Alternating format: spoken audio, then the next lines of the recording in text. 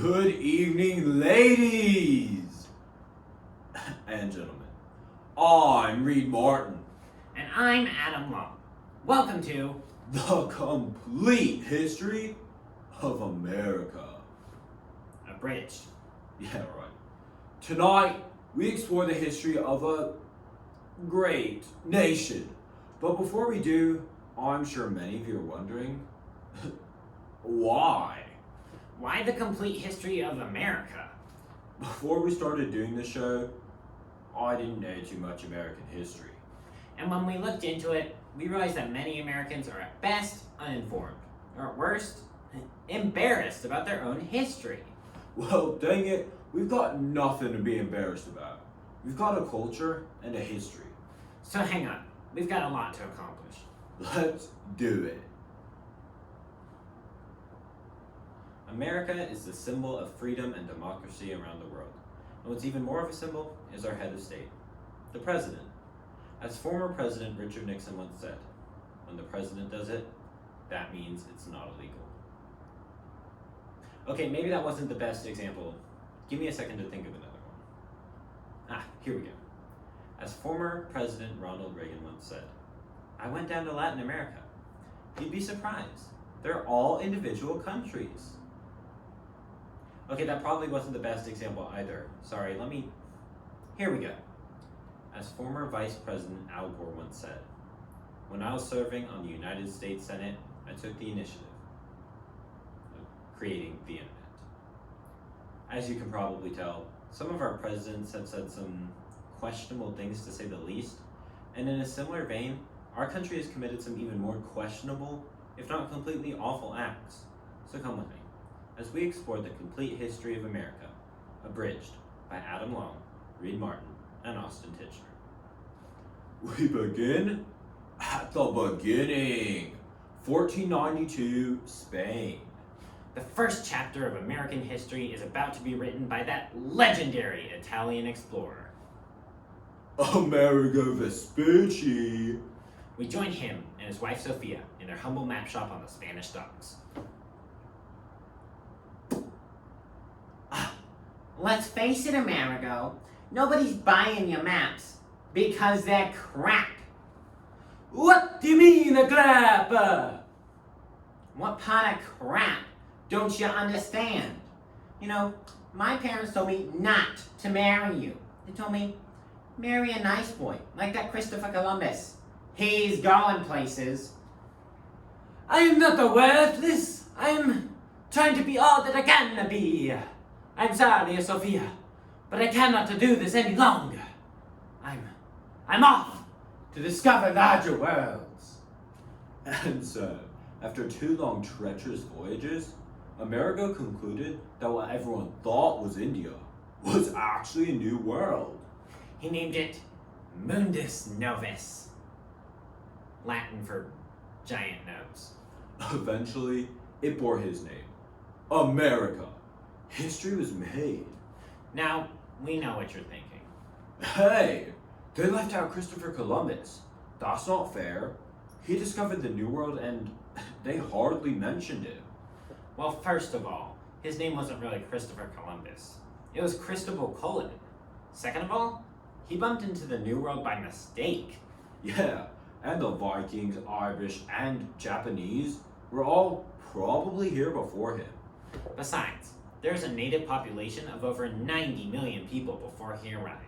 Yeah, but in fairness to Columbus, he was the first person to slaughter and enslave the native population in the name of Christianity, becoming very wealthy in the process.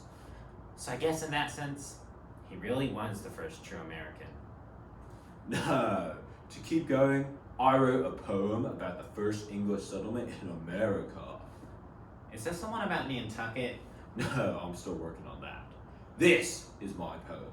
Hit it. Boots and cats and boots and cats and boots and cats and boots and wiki. 'Twas 1607 in the fine month of May that 3 proud ships landed at Chesapeake Bay, and a new life began for God's people that day. For Jamestown was born, so the story was told, to spread our Lord's word and for mining for gold. The living was hard for these brave men and women. They toiled and they troubled and they rarely went swimming. The new world was tamed by men who were brave and men who were strong and 6 million slaves. And 6 million slaves and indentured servants in the Iroquois nation who gave up their land without compensation. What is this? Oh yeah. So the Pilgrims perfected the art of good living. They carved up the land and invented Thanksgiving. And lickety split, just as quick as you please, wham bam bam, there were 13 colonies. Bonk. Oh my god. Hear ye, hear ye. We interrupt to bring you the French and Indian War. French and British, at war again, this time in North America.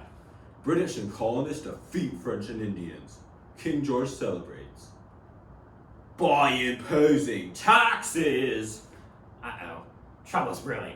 Huge tea party in Boston, bro. Dump tea in the harbor to protest taxes. The colonists are revolting! And a full-scale revolution was underway. Thousands of well-trained British troops with the most advanced weapons versus a ragtag band of undertrained colonists. Are we that ragtag band? Uh-huh. Why don't we just surrender now to save time and energy? Enough dilly-dally. Let's kick some British butt!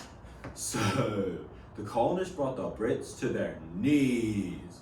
Now, come with us to America, the mid-1800s, the Civil War. North versus South. They called it the Civil War, but there weren't nothing civil about it. The North, industrial and progressive. The South, agrarian and rich in tradition. At the heart of the fighting was the issue of slavery. Eventually, the North overwhelms the South by sheer numbers. Then, some more history happens. Before the next war hits! World War I. 1919, and the Treaty of Versailles is signed in Versailles. The Great War is over. My fellow Americans, the only thing we have to fear is fear itself. Of course, as fears go, that's a pretty big one. Still, we must not let ourselves get down. 12 years later, we declare war on the Axis powers. Ack, my little schnitzel blooper. Wait. What is that noise? Oh no! It's a bird!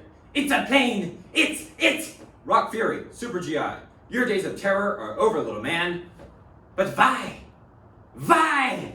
Why? I'll tell you why. In its greed and lust for power, Germany tried to take over an entire continent. But isn't that what the US did in North America? Why, the US stopped land grabbing over 40 years ago. Besides, we didn't try to wipe out an entire race of people. What about the Indians? Well, at least we didn't put people in concentration camps. But actually, thankfully, we won that war. Otherwise, the German and Japanese economies would dominate the world to this day. And thank you. That was the complete history of America. Hey! Did you hear what this guy said? Come on, man, this isn't like TV. We can hear you too. I didn't hear what he said. He said we left out over 50 years of American history. He said we left it out because we don't know anything about it. Well, did it ever occur to you that maybe we left it out because it wasn't a very funny time in American history? Now we just want to say, we might have sounded a little bit cynical about America. That wasn't our intention. There are lots of things we love about this country. The Beatles, Sean Connery. Canada. So now, after 50,000 years of American history, war, pestilence, war, in the great tradition of American optimism, we would like to bring you a happy ending. Tonight, we've covered history from left to right, past to present. Well, now, we'd like to go from right to left, present to past. As we begin to go back in time, we see the ozone layer growing and national debt shrinking. Donald Trump becomes the finest president ever. To walk back into the deep circle of hell from whence he came. The Cold War is put in the microwave. Rock Fury Super GI never sees action. That ragtag band of undertrained colonists surrenders now to save time and energy. As the last people walk backwards across the Bering Strait from Alaska to Asia. And the North American continent sinks peacefully into the sea. And they all lived happily ever before.